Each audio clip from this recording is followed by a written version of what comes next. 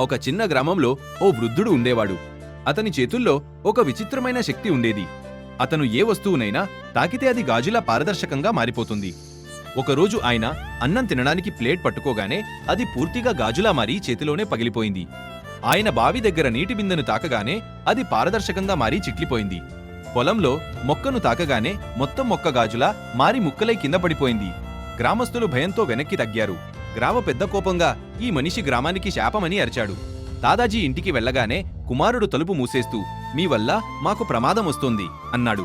బాధతో దాదాజీ అడవిలోకి వెళ్లి పాత దేవాలయం దగ్గర కూర్చుని ఏడవసాగాడు. అప్పుడే వెనక నుండి ఒక మహాత్ముడు వచ్చి నీ శక్తి నాశనం కోసం కాదు అని చెప్పాడు. మహాత్ముడు ఆయన చేతిని పట్టుకోగానే వెలుగులో మాయమైపోయాడు.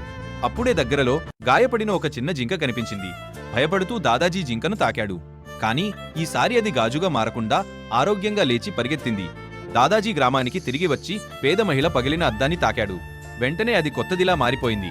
ఆయన ఎండిపోయిన చెరువును తాకగానే అందులో స్వచ్ఛమైన నీరు నిండిపోయింది. గ్రామమంతా ఆనందంతో దాదాజీ వెనకాల తిరగసాగింది. కాని మరుసటి రోజు దాదాజీ ఒంటరిగా కూర్చుని ఏడుస్తూ ఉన్నాడు. ఎందుకంటే అంత చేసినా ఎవ్వరూ లైక్, సబ్స్క్రైబ్ చేయలేదు.